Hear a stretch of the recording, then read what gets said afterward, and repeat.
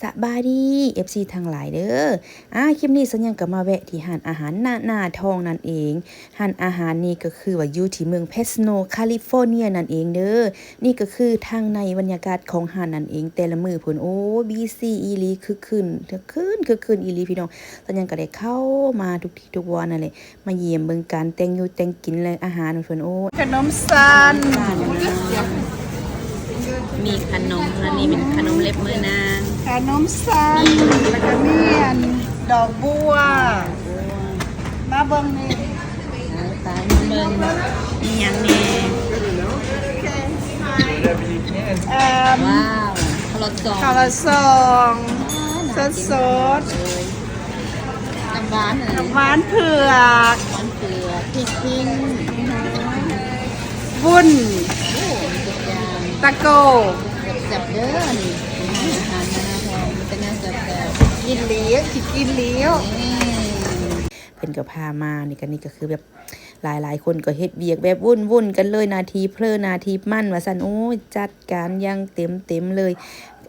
บรรยากาศอยู่ห้านที่ว่ากว้างขวางดีมีประมาณอยู่20โต๊ะพี่น้องเด้อโต๊ะนี่ซ้ำที่นางแต่ว่าถึงว่าโต๊ะหลายสำหรับคนก็ยังล้นยังได้ท่าอยู่พี่น้องนี่ประมาณนี้แหละเพิ่นก็แบบบีซีกันตลอดนะเพิ่นก็วุ่นกันอยู่เฮือนครัวนี่แหละประมาณนี้แหละนี่ก็คนกันเองทั้งนั้นเนาะนี่นะเฮือนครัวโอ้พอครัวนี่ทางพนักงานเสิร์ฟอีกยังประมาณ20ปลายคนพี่น้องคือเบิ่งว่าขายดีสำใดพี่น้องวุ่นกันตลอดคือเห็นนี่แหละเนาะสัญญาณกับแบบจบเบิ่งน้อยนึง ประมาณนี้แหละพี่น้องก็มาถ่าซิมอาหารนั่นแหละก็แม่ครัวเพิ่นก็จนบ่มีเวลาพักผ่อนสิได้กินข้าวหั่นแหละแบบบีซีอีหลีแหละไปวางๆยามไรก็พากันนั่นพักผ่อนกินข้าวน้อยนึงสินั่นน่ะประมาณนี้โอ้วิ่งเต้นตลอดเลยประมาณนี้ขายดิบขายดีย้อนว่าหยังอาหารเพิ่นทุกเมนูนี่โอ้น่ากินน่าทานพี่น้องแซ่บสัญญาก็ซิมมา4-5อย่างหลังจากที่สัญญามาฮอดห้านนี่เนาะสิกินหลายไปกว่านั้นก็บ่มีหม้องซื้อโอกาสหน้าสัญญาก็จะมาซิมให้ทั่วทุกเมนูล่ะแต่ละคนก็รับหน้าที่ผู้ก็ตำมะฮุ่งก็ตำมะฮุ่งไปผู้เฮ็ดลาบก็เฮ็ดลาบผู้อยู่ผัดก็ผัดผู้ฮอดสปริงโรลก็ฮอไปทั่วว่าบึ้มกันตลอดเลยเฮือนครัวแต่ว่าเป็นเฮือนครัวเปิดก็เลยแบบเฮ็ดให้เฮาแบบว่าเบิ่งเพิ่นแต่งกินอย่างแบบแบบม่วนหูม่วนตานะพี่น้องประมาณนี้อันนี้ก็คือหลานชายของเพิ่นเองโอ้ยหลานชายนี่ก็ผู้หล่อพี่น้องเอ้ยนี่พ่อครัวเพิ่นก็ตั้งหน้าตั้งตาทุกคนนี่เฮ็ดเวียกลูกชายหลานชายหลานสาวเพิ่นก็มาซอยนี่ก็คือเจ้าของห้านนั่นเองเด้อพี่น้องเด้อเพิ่นชื่อว่าเอื้อยอานีสอนนั่นเองเนาะ นี่ก็ฮักแพงกันนี่นะพอครัวเพิ่นก็เพิ่นจะนวดแป้งนวดหยังทุกสิ่งทุกอย่างก็จะเฮ็ดหน้าที่ภายหน้าที่มันคือที่เห็นแล้วพี่น้องสุนละมุนอีหลีแต่ว่าก็บ่มีหยังที่ว่าบ่ท่วงบ่ทันเด้อเพิ่นจัดการแบบอย่างไววาเลยถ้าผู้ใดอยากซิมอาหารเพิ่นแซ่บแท้บ่ก็เชิญไปแวะซิมเด้ออยู่ที่ห้านณนาทองเมืองเพสโนนั่นเองเนาะพี่น้องเนาะถือว่า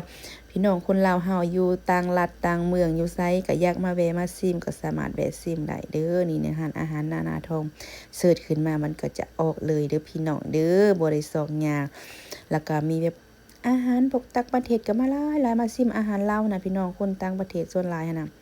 จะประมาณนี้หลังจากสัญญาณก็จะมาซิมผัดไทยบ่มาซิมแบบอาหารประมาณนี้แหละซิมหลายอย่างยังอยากกินเพิ่มอีกเพิ่นก็ถามว่าอยากกินหยัง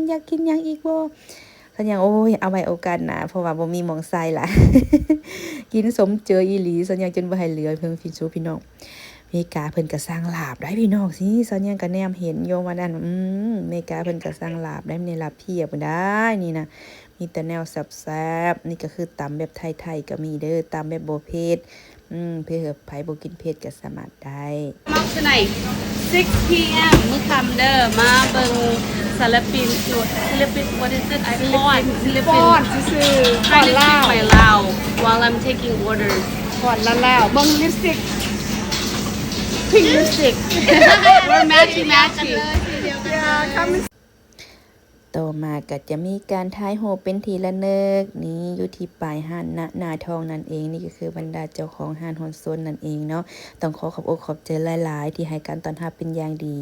หวังว่าโอกาสหน้าสัญญาก็จะได้รับการต้อนรับแบบนี้อีกเด้อขอบใจอ้ายเอื้อยทุกๆคนเด้อ ประมาณนี้แหละพี่น้องอาหารแซ่บหลายย้ำแล้วย้ำอีกเด้อพี่น้องต้องลองเท่านั้นได้ไปแล้วก็จะติดเจอเด้อพี่น้องเด้อที่ห้านณทองเมืองเพชรโนนนั่นเองนี่นะหลังจากนั้นก็แบบหลังจากนั้นสัญญาก็จะมีการแบบพรโซกับลูกสาวเนาะเดี๋ยวนี้ก็เพิ่นก็จะมีการประกาศว่าจะมีการโซแบบตอนรับแขกเพื่อให้แขกท่านผู้ชมได้มีกินอาหารไปนำดื่มไปนำเนาะก็จะประมาณนี้เด้อพี่น้องเด้อลูกจอยกับแม่แย่ว่าซ้ำอาหารเพิ่นก็จะมีเครื่องดื่มเด้อเครื่องดื่มเป็นไวน์เป็นเหล้าเป็นเบียร์อีหยังก็สามารถออเดอร์ได้แบบว่านางชิลๆสบายๆนางดื่มปานที่โต๊ะตั้งก็มีนางล้นเหลือเนาะพี่น้องเนาะเพิ่นสามารถจัดแจงได้แบบบ่ต้องมีปัญหาบ่ต้องได้รอท่าดนเนาะพี่น้องเด้อนี่ก็จะมีหลังจากพรแล้วก็จะมีคนออเดอร์เช่นว่าเมนูตำส้มนี่เองพี่น้องแล้วก็จะมีการโซดตำมักฮงคือที่เห็นนี่แหละพี่น้องตอนนี้กับลูกๆก็จัดไปเต็มเลยก็สิประมาณนี้นะพี่น้องเนาะมามื้อนี้ก็คือมาในสุดสาวหัวพันเต็มเลยเด้อพี่น้องเด้อสาวหัวพันหรือว่าสาวซ้ำเหนือนั่นเองก็จะมาในสุดแบบนี้เลยหลังจากก่อนสิกลับได้พี่น้องก็ยังมีออเดอร์รัวๆเข้ามาอยู่สนั่นฮะก็ต้องจัดไปอีกเห็นว่านงสุดสิกลับบ้านแล้วนี่ ก็ยังมีออเดอร์ตำมะฮงถ้าว่าออเดอร์ตำมะฮงก็จะมีกันโซประมาณนี้แต่ส่วนที่มือสัญญางอยู่เนาะหลังจากนั้นเนี่ยเจ้าของร้านเพิ่นก็ว่าอันแม่ครัวที่ว่ารับสอบตำมะฮงอยู่นั่นเพิ่นว่าโอ้คันสั้นหลังจากสัญญางฟ้าเฮ็ดจังซี่แล้วก็ม่วนขึ้นใจนำจังซี่นะเพิ่นก็เลยแบบมื้อหน้าเพิ่นจะเฮ็ดเองจัดเองเลยสัญญางก็โอ้ยดีเลยก็จัดโตหลายเลยถ้าว่าแขกออเดอร์ก็สามารถจัดโซแบบนี้เปิดเพลงขึ้นมาม่วนๆแล้วก็จัดเลยสร้างบรรยากาศให้ลูกค้าแบบตื่นตาตื่นเจอหน่อยนึงนะพี่น้องมีถือแบบตอนที่ยังง่วงนอนเงานอนบ่อีหยังประมาณนี้ค่ะก็จัดไปแบบนี้แหละพี่น้องเสียงเพลงก็แบบคึกคืนขึ้นมาแล้วเฮ็ดให้แบบทุกคนแฮปปี้นำมีพลังหลายคนก็โอ้ยอยากม่วนค่ะก็จะมาเต้นมาม่วนนำเฮาอีหยังประมาณนี้นะพี่น้องก็ถือว่าเป็นไอเดียที่ดีที่ว่าห้านใดแบบให้ได้แบบนี้ก็ถือว่าสัญญาณก็สมเสยเด้อ thank you everybody